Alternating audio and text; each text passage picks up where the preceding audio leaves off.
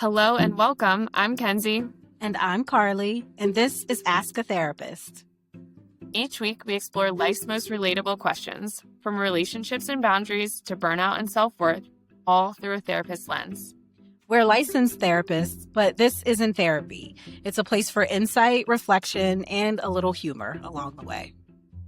Your questions, our insights. Ask a Therapist. This podcast is intended for entertainment and educational purposes only. The content shared should not be considered a substitute for professional mental health care, diagnosis, or treatment. We strongly encourage listeners to seek help from a licensed mental health professional for any personal or psychological concerns.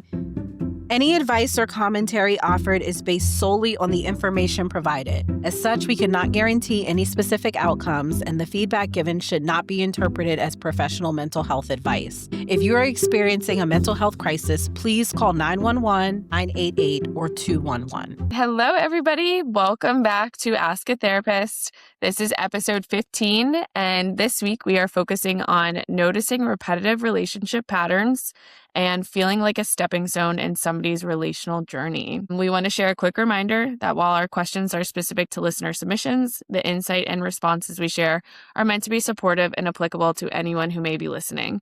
So please tune in and hopefully we can apply some of our thoughts to your own relationships. We're excited to explore this with you all, so let's get started. Carli, you want to kick us off with our icebreaker for today?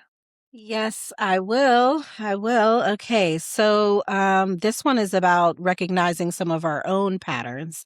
So Kenzie, are you more inclined to want to talk something out right away, or do you need some space first? Okay.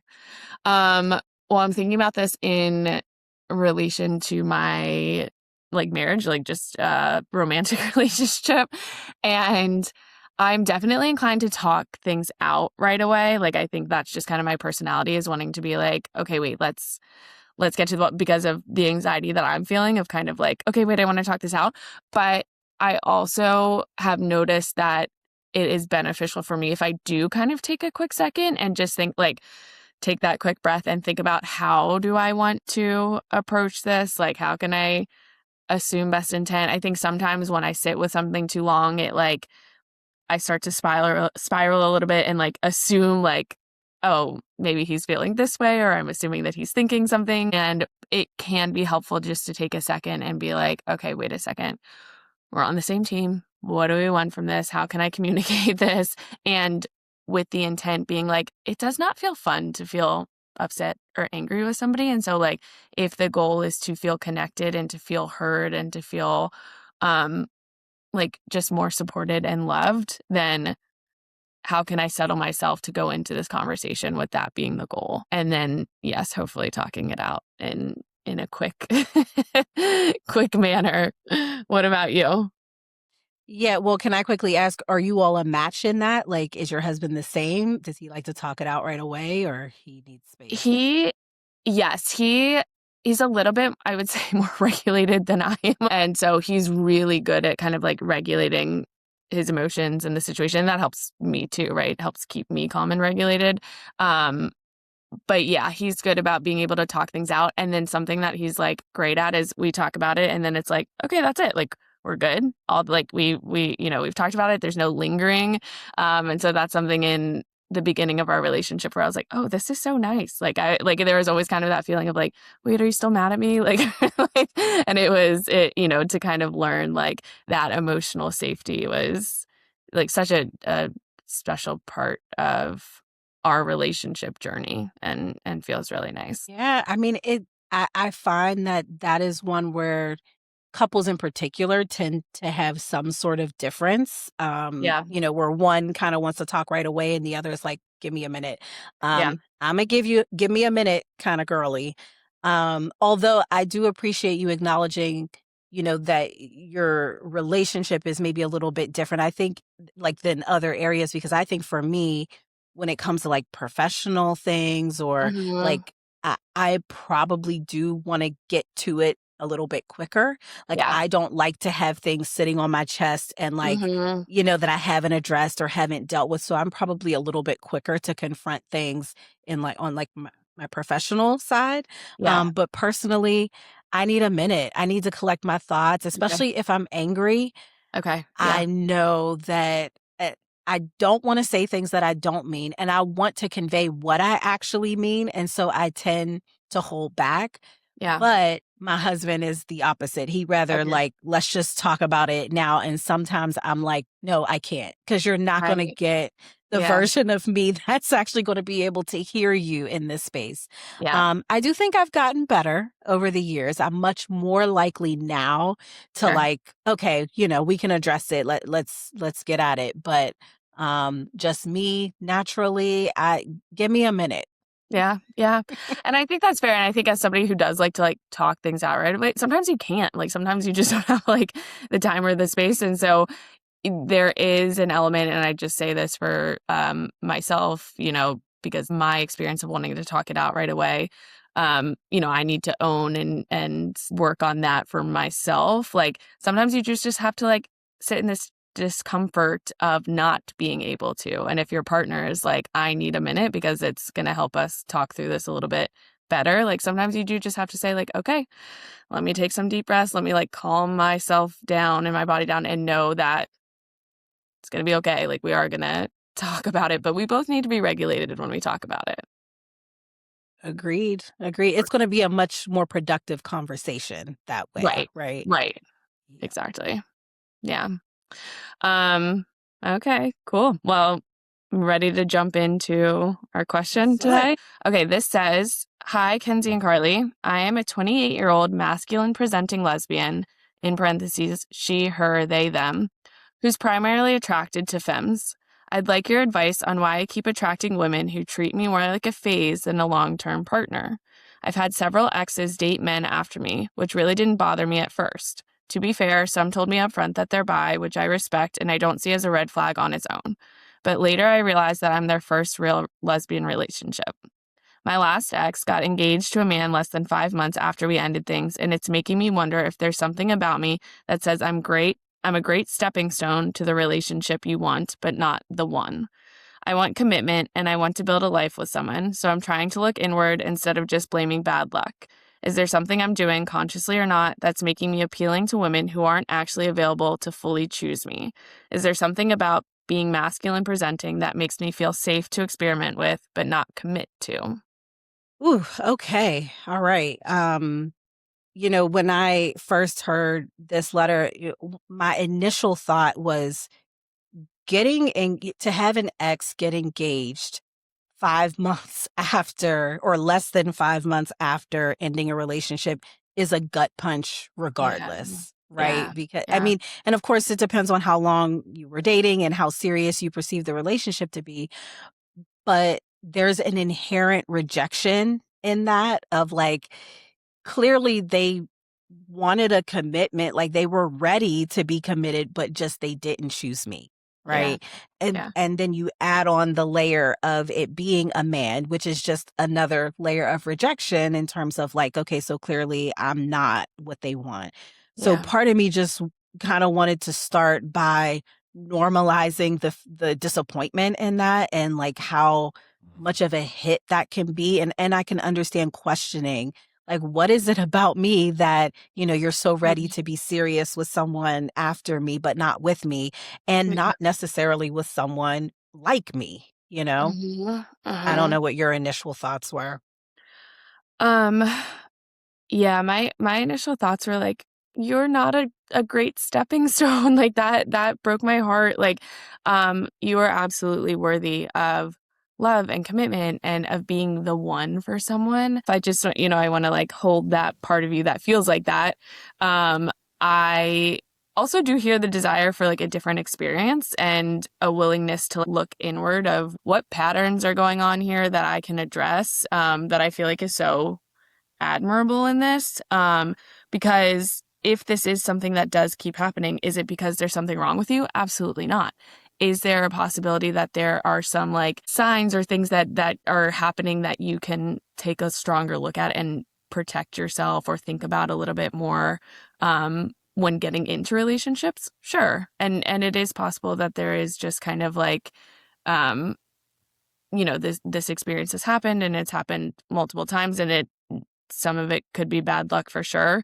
But also looking at how do you set yourself up for success in relationships? How do you kind of look at what's been happening and how you can work to have a little bit more control over it too? Yeah, like you're saying, I definitely appreciated the just willingness to self-reflect, like, okay, what Mhm. am I bringing to this pattern, right? Mhm. Because anytime you see something repeated in your life, it doesn't necessarily mean you're creating it. It doesn't even necessarily mean you're inviting it, but you are in some way participating in it. And so just the willingness to say, Yeah. okay, what's my contribution here? Because I want something different, so I'm willing to do something different, Right. I think Right. is important.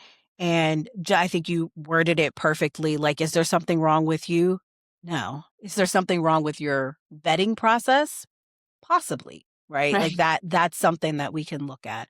Right. Um, I think it's also important to just acknowledge that this is not necessarily a unique experience. I've heard of similar experiences before, Mhm. specifically with mask presenting Mhm. lesbians, Mhm. because there is something I think that feels safe about exploring Right. queerness in a way that maybe still feels somewhat similar to what people are used to, Yeah. right? So Yeah. I think that that is worth acknowledging. Like, it is possible that the listener is creating a safe enough space that the people that they're dating, feel free to explore and are honest about their bisexuality and all of those things, which is great.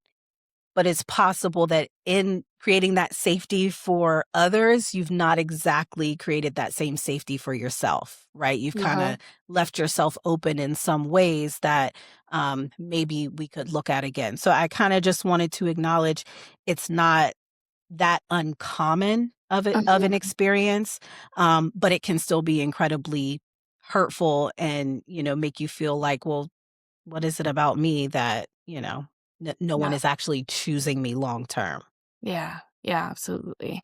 Carly, what were some of the, like, thoughts that you had around that specifically? Because I had some similar thoughts in, like, what you were talking about of, like, you can be making this potentially safe for somebody else, but then maybe that same kind of, like, safety is not applied to yourself, and thinking about, like, is is there potentially a pattern of putting other people's needs in front of your own, or wanting to have so much, like, understanding and patience that maybe you don't set, like, what you're actually looking for out of a relationship? But I don't know, what were some of your thoughts regarding that? Yeah, similar. I'm thinking about, okay, they said sometimes they are aware that the person is bi. So I mean Mhm. that suggests there's some conversation being had about, preferences, attraction. Mhm. But then they also mentioned that they later learned that they're the first real lesbian relationship. And Sure. so, I'm wondering what conversations are having just about past relationships, Sure. Sure. past experiences dating someone of the same gender. Like, just because you are comfortable exploring queerness doesn't necessarily mean that you're ready to choose a long-term partner of the same gender, right? Sure.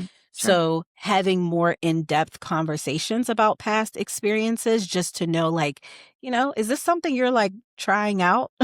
Or is this something that you want for yourself? Mhm. Um, I can totally understand not wanting to come off too eager in terms of, like, throwing it out there like, yeah, I'm ready to get married right away. Sure. But at the same time, to your point, are you being upfront about what you're looking for? That you're looking for more of a commitment, something long term, someone who's ready for that and maybe knows that they want that with a woman, right? Mhm. Mhm. So those are just some of the things that are coming to mind, like in being so open and accepting. Like, I think that's a great thing to not immediately shut someone off and Yep. just say like, "Oh, nope, unless you're fully lesbian, like, don't even bother Yeah. Yeah, yeah, barking yeah. up my tree." I understand the openness of like, "Okay, cool. Like, what do you like?" And but also, are you just leaving a little bit too much room and being open to everyone in a way that you could be a little more protective of what you're actually seeking. Sure. Sure. Absolutely. Um, Something that I was thinking about that kind of stood out to me, like um, in this question is this idea of like availability mismatch. And to your point of kind of having those questions early on, like again, like you said, it doesn't have to be like, I'm looking for somebody that the next person that I date is going to be the person that I marry, and this is what I'm looking for. And like setting some of these really strict and rigid guidelines around dating or who you're going to open yourself up to, or, um, you know, just look at being in a relationship with. Um, but I think that there is something to kind of figuring out, like there are some ways to assess somebody's willingness to commit and where they're at, and that might not happen right away or on the first date, but this sounds like it is a pattern and something that this listener could continue to assess for. And so the idea of availability mismatch often hides behind attraction, and so what that could mean is like, or some things that you can ask yourself is, do I tend to give people a lot of emotional room while they're trying to figure things out? Do I downplay like early signs of uncertainty because I don't want to pressure somebody or scare somebody off? Or do I feel like I need to prove I'm enough and worth committing to by holding the emotional weight of the relationship or just being patient enough? And I think all of these questions have the same like kind of core message in mind of, am I so willing to provide so much safety and emotional space for somebody else that I am sacrificing what it is that I really want? Because I really want a committed relationship, but maybe I'm really attracted to this person. Maybe I see a lot of potential in this person. And so I'm willing to really step back on what I'm looking for and allow them to like just feel like they have a lot of space and time to figure out what it is that they want without really honoring what it is that I want. Yeah, I think you just said a lot there. And I mean, I guess the part that I'm struggling with just a little bit is it could be that they know what they want in terms of a long-term relationship, and they are willing to compromise to a degree on some of the things that are less important to them. It Sure. kind of reminds me of the Gottmans of like perpetual problems versus solvable problems. Like Hmm. it could be that some of the things that you're describing don't really feel like perpetual problems to the listener. They're Sure. kind of like, Sure. it doesn't matter to me if you've dated women before. It doesn't matter to me if you're not totally sure. It doesn't Sure. matter. Like, I'm looking for commitment with someone that I vibe with. And Hmm. so I'm open to finding that in different places and spaces. And Sure. so they may feel like they are honoring their feelings by just being committed to the openness of whomever I meet. Sure. Like I could find the person in a different space than I anticipated. Hmm. Um, but to everything that you're saying, like, it's making me wonder about their past relationships and, like, can you think about some of the maybe they weren't red flags, maybe they were, like, yellowish orange flags. Like, Sure. when you reflect back on some of those conversations, were there Sure. times where your partner maybe revealed some things that could have alluded to their lack of readiness or the fact that commitment long term they wanted it but they maybe weren't totally sure. I'm Yeah. also thinking about the fact that she's 28, Yeah. like Sure. that Sure. is very very young. Sure. I get that it doesn't feel young when you want to be partnered and you feel like you're ready for a committed relationship, Sure. but it makes me wonder about the people that they're dating, right? Like, Sure. are these people of similar age?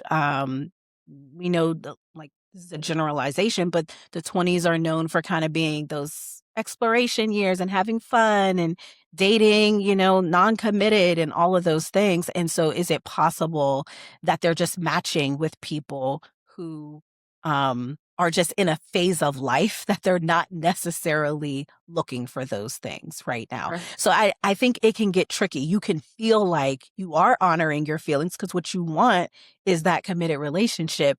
Yeah. But, are you vetting to make sure that these are people who would be as protective of your heart, who would Uh-huh. be as, Mhm. aware and willing to compromise, accommodate when needed to build this long-term relationship? Or are you just kind of like, I'll take what I can get wherever I can get it? Yeah, I don't mean to make it sure. sound desperate, but it's kind of, Yeah, yeah, like yeah. that Yeah, type of vibe. yeah. Yeah, and I think that I think we briefly touched on this earlier, but I think that a part of what's then important about this is like a continuous check-in. As you know, maybe the beginning of the relationship, there's an importance of kind of saying like, okay, what are my patterns, or am I maybe not kind of sharing what it is that I'm looking for? Or maybe I think that I am, and but I also am open to some of these other areas. But as the relationship progresses, am I noticing like some of these signs of, am I feeling more connected? Am I feeling more secure in the relationship? Am I still feeling confused? Am I still feeling like, I don't know necessarily where we're at or how committed we are to each other? Um, Something that I had mentioned or kind of put down, um, some of those signs that you can kind of look for are they asking questions about you and your future? Like, are they really wanting to know, like, being intentional about where is this going? Are you being integrated into their life? Like, are they introducing you to friends, Yes. family, part of routines? Um, is the consistency and commitment increasing over time, or is it lessening? Is it at a standstill? Like, those are maybe some like situations to look out for. Um, can they tolerate conversations around commitment without shutting down? And, some of those like red flags to look for are they avoidant in talking about the future? Like, do you feel like there's a hesitancy around committing? Do you feel like there is a vagueness when talking about the future? Do you feel like there's a romanticizing? If you're the first female relationship that they've been in and they're like, "Oh, you're teaching me so much and this is such a good chapter," and I'm like I'm learning so much about myself, but there isn't an intentional connection to you or the relationship. Those are all things to kind of look at, and that continuous assessment, like 1 month in, 3 months in, 6 months in, am I feeling more secure or am I feeling more confused? I I honestly don't know that I could add anything there. I think what you said was spot on. I had some similar thoughts of Yeah. like just being curious with yourself. Like, were they interested in meeting important people in my life? Mhm. Were they willing to introduce me to important people in their life? Right? Mhm. Like, just looking at that avoidance of discussing commitment. Like maybe it's a really good time. Like you love spending time together, you like the same things, you like, to go to similar places and things like that. But then when it comes time for the relationship to get serious, is there a pulling back? Are they shutting Mhm. down? Mhm. Um, is it possible that there's a heavy focus on the physical side of the relationship? But again, those more serious conversations maybe, get delayed or get kicked down the road, or, I'm just Mhm. having fun now. I'm Mhm. just kind of figuring things out. These are Mhm. all signs that the person may not be in the same space of readiness that you're in. Mhm. And Mhm. so being willing to choose yourself in those moments, to know Mhm. that, well, I am ready and I am sure. It might feel a bit harsh to, shut down a relationship for those things. And I'm not necessarily Right. advising like you just walk away and ghost them. Right. But, can you push for a little more conversation around that? Or can you be curious around why they're maybe willing to come to your friend group game night, but they never invite you to things with their Yeah. friends or family, right? Things like Yeah. that are you willing to choose yourself in the sense of at least asking those questions and and not being so quick to commit? I know that that's a stereotype, so I'm just going to like acknowledge that. I don't mean to Sure. be stereotypical, but there is a stereotype of lesbians getting very serious very quickly. Sure. It makes me wonder like is there a way to better pace yourself through the relationships? Are you, when you find someone you like, are you all about them right away, or are you still dating around? Are you still leaving your options open? Sure. These are things that aren't necessarily answered in the letter, but I think are questions, that the Mhm. listener can ask themselves about, okay, yeah, I tend to maybe move a little quickly to being exclusive, right? And Right. can you Right. leave that open until you find someone who is just as ready to be committed and exclusive? Yeah. Yeah. Yeah, absolutely. And I just want to validate, this comes up all the time in relationships is this idea of essentially like it can be so hard in the moment or in the relationship to know, to kind of be like, okay, but they've said this or they've shown me a little bit of this. And you can get so attached to the idea or the potential of a relationship. And so that's something to ask yourself, when you're in relationships is how much like justifying maybe am I doing? How much am I kind of saying like, okay, well, yeah, they're not introducing me to their family or friends, but that's just because of X, Y, and Z reasons. And it will, we've talked about it and it will happen. How much are you justifying? And how much are you saying like this could be so good? Like what we could be feels so special and it feels so wonderful. And, I'm so attracted to this person and we have so much fun together. This huge piece of like really committing to each other might be missing, but if we could just get there, it could be great. And I think that that's what kind of keeps people in relationships, even when they're seeing that this isn't actually happening, is because it's like, well, I've already invested so much time, or it's just, I know that it could be this wonderful thing. So I just want to validate that that's extremely hard. It happens all the time. And it's not a bad thing to like have hope for relationships, but if what you are looking for is that commitment, like you deserve to feel attracted to somebody, happy with somebody, and like you're emotionally safe and committed to somebody. And if all of that isn't happening, there's just the option that it could or it might in the future. That might not be what you're looking for. If what you're looking for is that commitment and that relationship, you do have to be honest with yourself about like, yeah, this could be really great. And they're showing me signs that it's not going to get there. And I have to grieve that. I have to, you know, kind of like face that and trust myself that I will find a relationship that has it all. Yeah, I mean, just to piggyback on what you're saying, even if they're not giving overt signs that it can't or won't get there, just Yeah. acknowledging that it's not there right now, right? Yeah. Like just living in the present moment of, yeah, it Yeah. could be really great.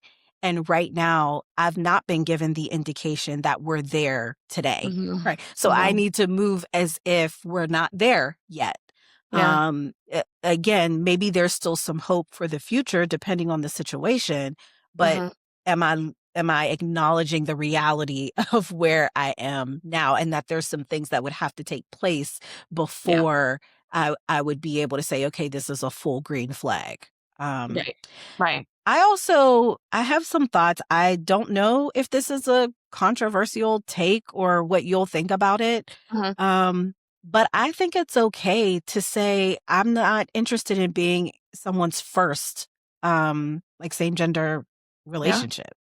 Yeah. I don't think there's anything wrong with that. I mean, if you just think about being anyone's first in anything, Mhm. it's very intimate. It can be like a bonding experience. It can be new. And so I could understand the attraction of that. Mhm. But if you're finding that that keeps leading to a similar dead end that feels like you're the one left holding the bag, I Right. think it's okay to, in your vetting process, ask about previous relationships with women. You may just decide that unless they've had a serious relationship with a woman that you're not interested in being their first. I think it's Yeah. okay to say that. I don't know. What do you think? Absolutely. I think it's definitely okay to say that. And I think it depends on where this listener is at, right? Like maybe they're like, no, I'm still okay with it. It's still fine. But maybe they are at the point of kind of like, okay, I've done this a couple times. I'm not really interested in it anymore. And I think that's completely understandable and justifiable. Like depending on where they're at and what they want, I think that is for sure fair to say. Fair. I appreciate you acknowledging that may or may not be how the listener feels. Sure.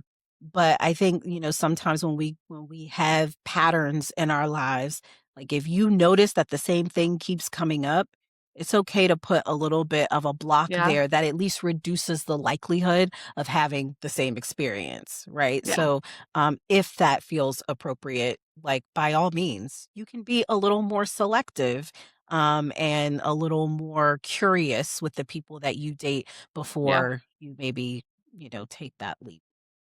Yeah, absolutely. I think that's a good thing, at least to just think about, like at least to kind of have on the radar.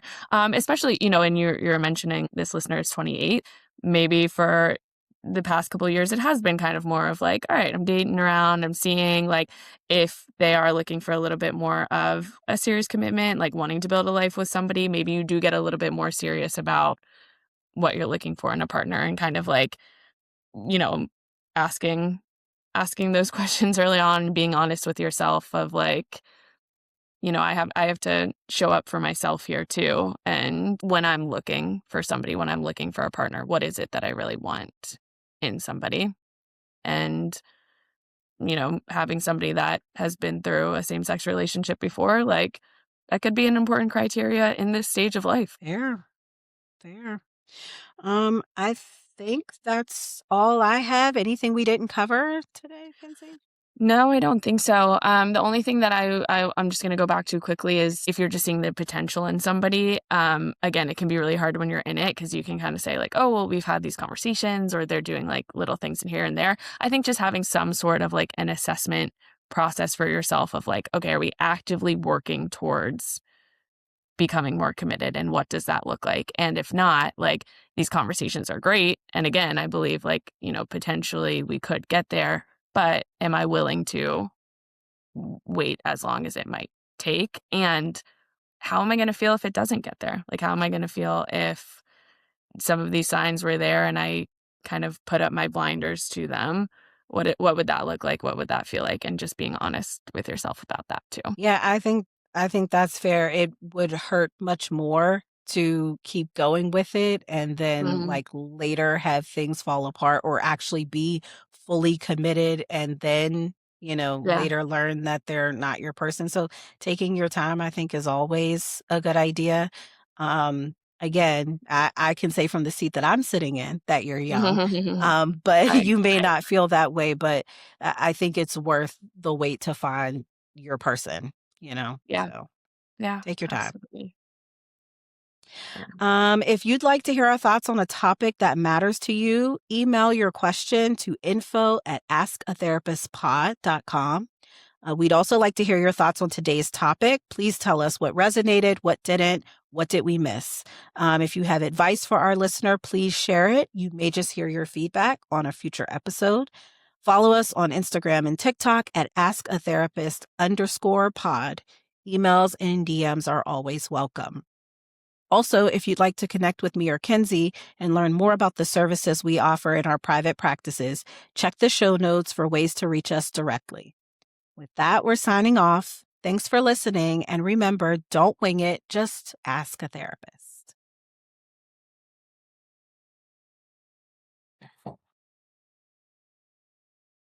That's it for today's episode. We hope it gave you something to reflect on, or maybe even that aha moment.